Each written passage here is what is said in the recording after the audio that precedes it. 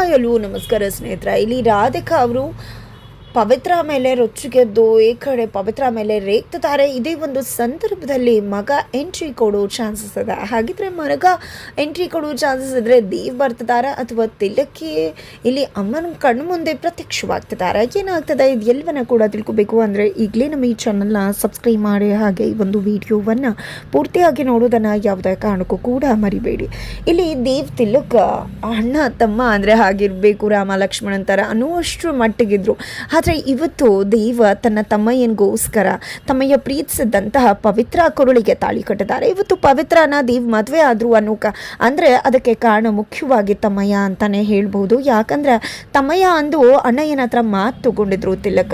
ಪವಿತ್ರ ನಿನ್ನ ಜವಾಬ್ದಾರಿ, ಇನ್ನು ಮುಂದೆ ಪವಿತ್ರನ ನೀನು ನೋಡ್ಕೋಬೇಕು, ಪವಿತ್ರನ ನಿನ್ನ ಕೈ ಕುಪ್ಪಿಸಿ ಹೋಗ್ತಾ ಇದ್ದೀನಿ, ಅವಳು ಯಾವತ್ತೂ ಕೂಡ ಖುಷಿಯಾಗಿರಬೇಕು, ಹಾಗೆ ನೋಡ್ಕೊಳ್ಳೋದು ನಿನ್ನ ಜವಾಬ್ದಾರಿ ಅಂತ ಹೇಳಿ ಪವಿತ್ರ ಜವಾಬ್ದಾರಿಯನ್ನು ದೇವ್ಗೆ ಕೊಟ್ಟು ಹೋಗಿದ್ರು. ಆ ಒಂದು ಮಾತನ್ನ ಕೊಟ್ಟಂತ ದೇವ ಮಾತನ್ನ ಉಳಿಸ್ಕೋಬೇಕಾಗಿತ್ತು. ಅದೇ ಕಾರಣಕ್ಕೆ ಅಂದು ಪವಿತ್ರ ಕೊರಳಿಗೆ ದೇವ್ ತಾಳಿ ಕಟ್ಟಬೇಕಿತ್ತು. ಆದರೆ ಈ ವಿಷಯವನ್ನ ಇಲ್ಲಿ ದೇವ್ ಪವಿತ್ರಗೆ ಹೇಳಲಿಕ್ಕೆ ಆಗ್ತಿಲ್ಲ. ಇಲ್ಲಿ ದೇವ್ ಮತ್ತೆ ಪವಿತ್ರ ಮದುವೆಯನ್ನ ರಾಧಿಕಾ ಒಪ್ಪದೇ ಇದ್ರು ಕೂಡ ಆ ಮನೆ ಯಜಮಾನರು ಆ ಒಂದು ಮದುವೆಯನ್ನ ಒಪ್ಪಿ ಆಕೆಯನ್ನ ಮನೆ ಸೊಸೆ ಅಂತ ಹೇಳಿ ಮನೆ ತುಂಬಿಸ್ಕೊಂಡಿದ್ದಾರೆ. ಹಾಗಾಗಿ ಇಲ್ಲಿ ರಾಧಿಕಾ ಅವರು ಇಷ್ಟ ಇಲ್ಲದೆ ಇದ್ರೂ ಕೂಡ ಅದನ್ನ ಒಪ್ಕೋಬೇಕಾಗಿದೆ.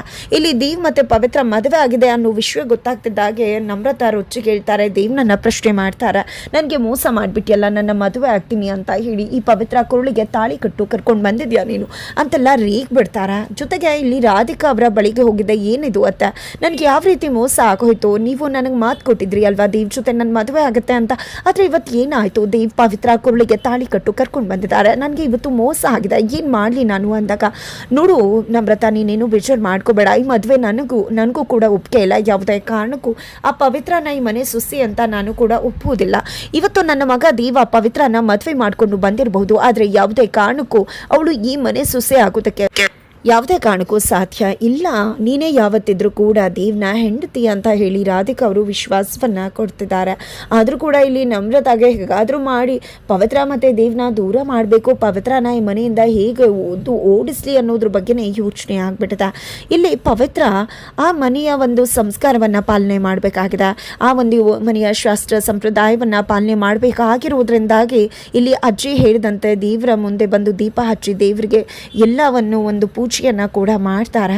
ನಂತರ ಇದೇ ರೀತಿಯಾಗಿ ನೀನು ಪ್ರತಿದಿನ ಮಾಡಬೇಕಾಗತ್ತೆ. ನಾನೇ ಬಂದು ನಿನಗೆ ಪ್ರತಿದಿನ ಎಬ್ಸಿ ಇದನ್ನೆಲ್ಲ ಮಾಡು ಅಂತ ಹೇಳ್ಕೊಡೋದಿಲ್ಲ, ನೀನೇ ಇನ್ನು ಮುಂದೆ ಇದನ್ನೆಲ್ಲ ಮಾಡಬೇಕು, ಯಾಕಂದರೆ ನೀನು ಈ ಮನೆ ಸೊಸೆ ಅನ್ನೋದನ್ನು ಮರಿಬೇಡ ಅಂತ ಅಜ್ಜಿ ಇಷ್ಟ ಇಲ್ಲದೇ ಇದ್ರೂ ಕೂಡ ಹೇಳಿ ಹೋಗ್ತಾರೆ. ನಂತರ ಪೂಜೆ ಮಾಡಿದಂಥ ಪವಿತ್ರ ಅಡುಗೆ ಮನೆಗೆ ಬರ್ತಾಳೆ. ಬಿಕಾಸ್ ಅಲ್ಲಿ ಮಗು ಅಳ್ತಿರುತ್ತೆ.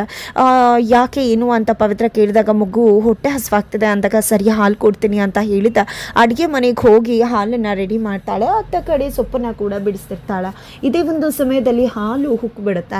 ಹುಕ್ಕಿದೆ, ಅಯ್ಯೋ ಹಾಲು ಹುಕ್ಬಿಡ್ತಲ್ಲ, ಏನು ಮಾಡಲಿ ಅನ್ಕೋತಿದ್ದಾಗೆ ತಾತ ಅಲ್ಲಿಗೆ ಬಂದು ನೋಡಮ್ಮ, ಈ ಮನೆಗೆ ಸೊಸೆ ಬರ್ತಿದ್ದಾಗೆ ಮೊದಲನೇ ಶಾಸ್ತ್ರನೇ ಹಾಲುಕ್ಸೋದು, ಆದರೆ ನಿನ್ಗೆ ಯಾರೂ ಕೂಡ ಹಾಲುಕ್ಸೋ ಶಾಸ್ತ್ರವನ್ನು ಮಾಡದೇ ಇರಬಹುದು ನಿನ್ನ ಮುಖಾಂತರ, ಆದರೆ ಆ ವಿಧಿನೇ ನಿನ್ನನ್ನು ಯಾವ ರೀತಿ ಈ ಒಂದು ಶಾಸ್ತ್ರವನ್ನು ಆ ದೇವರೇ ಕಂಪ್ಲೀಟ್ ಮಾಡುವ ಹಾಗೆ ಮಾಡಿದ ನೋಡು ಅಂತ ಹೇಳಿ ನಿಜಕ್ಕೂ ಕೂಡ ತಾತ ಖುಷಿ ಪಡ್ತಾರೆ.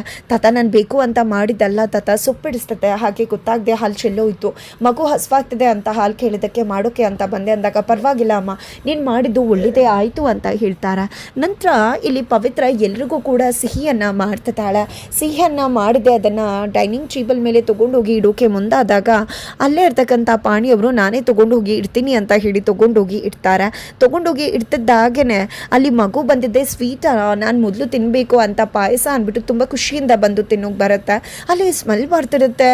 ಅಲ್ಲಿ ಬಂದಂಥ ಮನೆ ಮಗಳು ಕೂಡ ಏನಿದು ಸ್ವೀಟ್ ಮಾಡಿದಾರಾ ಅಂತ ಅನ್ಕೋತಾಳೆ. ಬಟ್ ಪವಿತ್ರ ಅಲ್ಲೇ ಇರ್ತಾರೆ. ಪವಿತ್ರ ಇದ್ದಿದ್ದರಿಂದ ಆಕೆ ಅಲ್ಲಿ ನಿಲ್ಲೋದಿಲ್ಲ, ಹಾಗೆ ಮುಂದೆ ಹೊಟ್ಟೋಗ್ಬಿಡ್ತಾಳೆ. ಆಗ ಪವಿತ್ರಾಗ ಅನ್ಸುತ್ತೆ, ನಾನು ಇಲ್ಲಿರೋಷ್ಟೊತ್ತು ಇವ್ರು ಯಾರೂ ಕೂಡ ಇಲ್ಲಿ ಬಂದು ತಿನ್ನೋದಿಲ್ಲ ಅನ್ಸುತ್ತೆ, ನಾನು ಇಲ್ಲಿಂದ ಹೋಗೋದೇ ಒಳ್ಳೇದು ಅಂತ ಅಂದ್ಕೊಂಡಿದ್ದೆ. ಆ ಕಡೆಯಿಂದ ಹೊರಟೋಗ್ಬಿಡ್ತಾರೆ. ಆಗ ನಂತರ ಆ ಮನೆ ಹುಡುಗಿ ಹೋಗಿದ್ದೆ, ಏನು ಪಾಯಸ ಮಾಡಿದಾರ, ನಂಗೆ ತುಂಬ ಇಷ್ಟ ಅಂತ ಹೇಳಿ ಪಾಯಸನ ಹೋಗಿ ತಿನ್ನೋಕೆ ಮುಂದಾಗ್ತಿದ್ದಾರೆ. ತುಂಬ ಚೆನ್ನಾಗಿದೆ ಅಂತ ತಿಂತಿದ್ದಾರೆ. ತಾತ ಕೂಡ ಹೋಗ್ತಾರೆ. ತಾತ ಕೂಡ ತಿನ್ನೋಕೆ ಮುಂದೆ ಮುಂದಾಗ್ತಾರೆ. ಹಾಗೆ ಇಲ್ಲಿ ದೇವ್ ತಂದೆ ಕೂಡ ಬಂದು ಪಾಯಸ ತುಂಬ ಚೆನ್ನಾಗಿದೆ ಅಂತ ಹೇಳ್ತಾರೆ. ನಂತರ ಚಿಕ್ಕಪ್ಪನ ಮಗ ಕೂಡ ಇಬ್ಬರು ಮಕ್ಕಳು ಕೂಡ ಬರ್ತಾರೆ. ಏನು ಇವತ್ತು ಪಾಯಸ ಮಾಡಿಬಿಟ್ಟಿದ್ದಾರೆ ಅಂತ ಎಲ್ಲರೂ ಕೂಡ ತಿಂತಿದ್ದಾರೆ, ತುಂಬ ಚೆನ್ನಾಗಿದೆ ಅಂತ ಅಡಿಗೆ ಹೋಗ್ಲತ್ತಿದ್ದಾರೆ. ಪವಿತ್ರ ಅದನ್ನೆಲ್ಲ ನೋಡಿ ನಿಜಕ್ಕೂ ಖುಷಿ ಪಡ್ತಿದ್ದಾಳೆ. ನಂತರ ಪಾಣಿ ಇವತ್ತು ನೀನು ಈ ಪಾಯಸ ಮಾಡಿದ್ಯಾ, ಇದು ನನಗೆ ಯಾಕೋ ಅನುಮಾನ ಅಲ್ಲ, ಇದು ನಿನ್ನ ಕೈ ರುಚಿ ಅಲ್ಲ ಅನ್ನಿಸ್ತದೆ ಅಂತ ದೇವ್ ತಂದೆ ಹೇಳಿದಾಗ ಇದನ್ನು ನಾನು ಮಾಡಿದ್ದಲ್ಲ, ನಿಮ್ಮ ಮನೆ ಸೊಸೆ ಮಾಡಿದ್ದು ಅಂತ ಹೇಳಿ ಹಾಗೆ ಸನ್ನೆಯನ್ನು ಮಾಡ್ತಾರೆ. ಆ ಕಡೆ ಮಾವಂಗಂತೂ ತುಂಬ ಖುಷಿ ಆಗ್ಬಿಡುತ್ತೆ ಸೊಸೆ ಮಾಡಿರೋದು ಅಂತ. ಬಟ್ ಬೇರೆ ಯಾರಿಗೂ ಅಷ್ಟಾಗಿ ಗೊತ್ತಾಗೋದಿಲ್ಲ. ಆದರೆ ನಮ್ರತಾ ಇದನ್ನು ಗಮನಿಸ್ತಾಳೆ.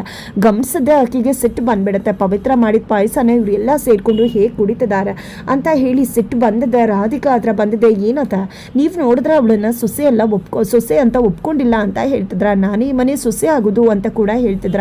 ಆದರೆ ಅಲ್ಲಿ ಅವಳು ಪಾಯಸ ಮಾಡಿ ಎಲ್ರಿಗೂ ಕೂಡ ಬಳಸ್ತಿದ್ದಾಳೆ. ಎಲ್ಲರೂ ಕೂಡ ಅವಳು ಮಾಡಿರೋ ಕೈಯಿನ ಪಾಯಸ ಕುಡಿದು ತುಂಬ ಚೆನ್ನಾಗಿದೆ ಅಂತ ಹೇಳಿ ಹಾಡಿ ಹೋಗ್ಲತ್ತಿದ್ದಾರೆ ಅಂತ ಹೇಳಿ ನಮ್ರತಾ ಹೇಳ್ತಿದ್ದ ಹಾಗೇನೆ ರಾಧಿಕಾ ಸಿಡಿದ ಇಡ್ತಾರೆ. ಏನು ಹೇಳ್ತಿದ್ಯಾ ನಮ್ರತಾ, ನೀನು ಪಾಯಸ ಮಾಡಿದಾಳ, ಅಡುಗೆ ಮನೆಗೆ ಹೋಗಿದ್ದಾಳ ಅಂತಾಗ ಹೌದು ಅತ್ತ, ಅವಳು ನಿಮ್ಮ ಪರ್ಮಿಷನ್ ತಗೊಳ್ದೆ ಅಡುಗೆ ಮನೆಗೆ ಹೋಗಿದ್ದು ಆಯಿತು, ಅಡುಗೆ ಮಾಡಿದ್ದು ಆಯಿತು, ಎಲ್ಲರೂ ಕೂಡ ಸೇರಿಕೊಂಡು ಅವಳ ಕೈ ರುಚಿಯನ್ನು ಹಾಡಿ ಹೋಗ್ಲಿದ್ದು ಕೂಡ ಆಯಿತು ಅಂತ ನಮ್ರತಾ ಹೇಳಿದ ತಕ್ಷಣ ಇಲ್ಲಿ ರಾಧಿಕಾ ಅವರು ಸಿಡಿತಾ ಇರ್ತಾರ. ಇಲ್ಲ, ಯಾವುದೇ ಕಾರಣಕ್ಕೂ ಇದು ಸಾಧ್ಯ ಇಲ್ಲ. ಅವಳು ಈ ಮನೆಗೆ ಬಂದಿರ್ಬೋದು, ಆದರೆ ಅಡುಗೆ ಮನೆಗೆ ಹೋಗಬೇಕು ಅಂದರೆ ನನ್ನ ಪರ್ಮಿಷನ್ ಅವಳಿಗೆ ಸಿಗಬೇಕು. ನನ್ನ ಪರ್ಮಿಷನ್ ಇಲ್ಲದೆ ಅವಳು ಹೇಗೆ ಅಡುಗೆ ಮನೆಗೆ ಹೋಗೋದಕ್ಕೆ ಸಾಧ್ಯ? ಖಂಡಿತ ಅವಳು ಅಡುಗೆ ಮನೆಯಲ್ಲಿ ಇರುವುದಕ್ಕೆ ನಾನು ಅವಕಾಶ ಮಾಡಿಕೊಡೋದಿಲ್ಲ ಅಂತ ಹೇಳಿದ್ದೆ. ರಾಧಿಕಾ ಅವರು ತುಂಬಾ ಕೋಪ ಮಾಡಿಕೊಂಡು ಸಿಟ್ಟು ಮಾಡಿಕೊಂಡು ಪವಿತ್ರ ಬಳಿಗೆ ಬರ್ತಾರೆ. ಪವಿತ್ರ ಬಳಿಗೆ ಬಂದಿದೆ. ಇಲ್ಲಿ ಪವಿತ್ರ ಅಡುಗೆ ಮನೆಯಲ್ಲೇ ಇರ್ತಾರೆ. ಯಾರು ನಿನಗೆ ಅಡುಗೆ ಮಾಡೋದಕ್ಕೆ ಹೇಳಿದ್ದು, ಪಾಯಸ ಮಾಡೋದಕ್ಕೆ ಹೇಳಿದ್ದು, ಯಾರು ನಿನ್ನ ಅಡುಗೆ ಮನೆ ಪ್ರವೇಶ ಮಾಡು ಅಂತ ಹೇಳಿದ್ದು? ಈ ಮನೆಗೆ ಬಂದೆ ಅನ್ನೋ ಮಾತ್ರಕ್ಕೆ ಈ ಮನೆ ಸುಸ್ಸೆಯಾಗಿ ಎಲ್ಲನೂ ಕೂಡ ಮಾಡ್ಬೋದು ಅಂತ ಅಂದ್ಕೊಂಡಿದ್ದೆ. ಯಾವುದೇ ಕಾರಣಕ್ಕೂ ಯಾವುದಕ್ಕೂ ಕೂಡ ನಿನ್ಗೆ ಅವಕಾಶ ನಾನು ಮಾಡಿಕೊಡೋದಿಲ್ಲ. ಯಾವತ್ತಿದ್ರೂ ನಿನ್ನನ್ನು ನಾನು ಸೊಸೆ ಅಂತ ಒಪ್ಕೊಳ್ಳೋದು ಕೂಡ ಇಲ್ಲ.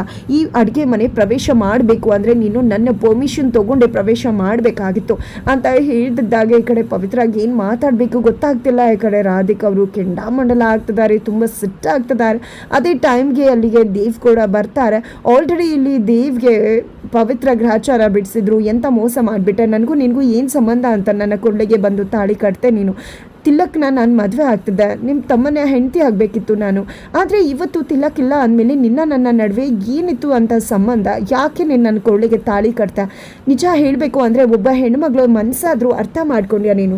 ಅರ್ಥ ಮಾಡ್ಕೊಳ್ದೆ ಅವರ ಪರ್ಮಿಷನ್ ಇಲ್ಲದೆ ಹೇಗೆ ತಾಳಿ ಕಟ್ತೆ? ನಿನಗೂ ಆ ಮನೋಜ್ಗೂ ಏನು ವ್ಯತ್ಯಾಸ ಇದೆ? ಅವನು ನನ್ನ ಪರ್ಮಿಷನ್ ಇಲ್ಲದೆ ತಾಳಿ ಕಟ್ಟುವುದಕ್ಕೆ ಮುಂದಾಗಿದ್ದ. ನೀನು ನನ್ನನ್ನು ಜೀವನನ ಕಾಪಾಡು ಅನ್ನೋ ಹೆಸರಲ್ಲಿ ನೀನು ನನ್ನ ತಾಳಿ ಕಟ್ಬಿಟ್ರೆ ನನ್ನ ಜೀವನ ಸರಿ ಹೋಗ್ಬಿಡ್ತಾ? ನನ್ನ ಪರ್ಮಿಷನ್ ಇಲ್ಲದೆ, ನನಗೆ ಒಪ್ಪಿಗೆ ಇಲ್ಲದೆ ನೀನು ನನ್ನ ಕೊಳ್ಳಿಗೆ ತಾಳಿ ಕಟ್ಟಿ ನನ್ನ ಬದುಕನ್ನೇ ಹಾಳು ಮಾಡಿಬಿಟ್ಟೆ ಅಲ್ವಾ ಅಂತ ಹೇಳಿ ಪವಿತ್ರ ರುಚಿಗೆ ಹೇಳ್ತಿದ್ದಾರೆ, ಕಣ್ಣೀರು ಹಾಕ್ತಿದ್ದಾರೆ. ಒಂದು ಹೆಣ್ಣುಮಗಳು ಪರಿಸ್ಥಿತಿ, ಹೆಣ್ಮಗಳು ಮನಸ್ಥಿತಿ ನಿಮ್ಗೆ ಅರ್ಥ ಆಗತ್ತಾ ಅಂತ ಪ್ರಶ್ನೆ ಮಾಡ್ತಾಳೆ. ಇಲ್ಲಿ ದೇವ್ಗೆ ಯಾವುದೇ ರೀತಿ ಉತ್ತರ ಕೊಡೋಕ್ಕಾಗಿರೋದಿಲ್ಲ. ಈಗ ರಾಧಿಕಾ ಅವ್ರು ಕೂಡ ಬಂದು ಪವಿತ್ರಾಗೆ ಅವಮಾನ ಮಾಡ್ತಿದ್ದಾರೆ, ನೋವು ಮಾಡ್ತಿದ್ದಾರೆ. ಇಲ್ಲಿ ದೇವ್ಗೆ ಏನೂ ಮಾತಾಡೋಕೆ ಸಾಧ್ಯ ಆಗ್ತಿಲ್ಲ. ಅಮ್ಮನ ವಿರುದ್ಧವಾಗೂ ಕೂಡ ಹೋಗೋಕ್ಕಾಗ್ತಿಲ್ಲ. ಆ ಕಡೆ ಪವಿತ್ರ ಪರವಾಗೂ ಕೂಡ ಮಾತನಾಡೋಕ್ಕಾಗ್ತಿಲ್ಲ. ಇದೇ ಒಂದು ಸಮಯದಲ್ಲಿ ತಾತ ಬರೋದ್ರ ಮುಖಾಂತರ ಇದೆಲ್ಲದಕ್ಕೂ ಕೂಡ ಪರಿಹಾರ ಸಿಗುತ್ತೆ. ಫೈನಲಿ ನಾನೇ ಹೇಳಿದ್ದು ಅಂತ ಹೇಳಿ ಈಕೆ ಈ ಮನೆ ಸೊಸೆ ಆದಮೇಲೆ ಎಲ್ಲಿ ಹೋಗಬೇಕಾದ್ರೂ ಅವಳಿಗೆ ಪರ್ಮಿಷನ್ ಇರುತ್ತೆ ಅಂತ ಕೂಡ ಹೇಳ್ತಾರೆ. ಹಾಗಿದ್ರೆ ಮುಂದೆ ಏನಾಗುತ್ತೆ ಇದು ಎಲ್ಲವನ್ನ ಕೂಡ ತಿಳ್ಕೋಬೇಕು ಅಂದರೆ ಮುಂದಿನ ವಿಡಿಯೋಗೆ ವೇಟ್ ಮಾಡೋದನ್ನು ಮರಿಬೇಡಿ.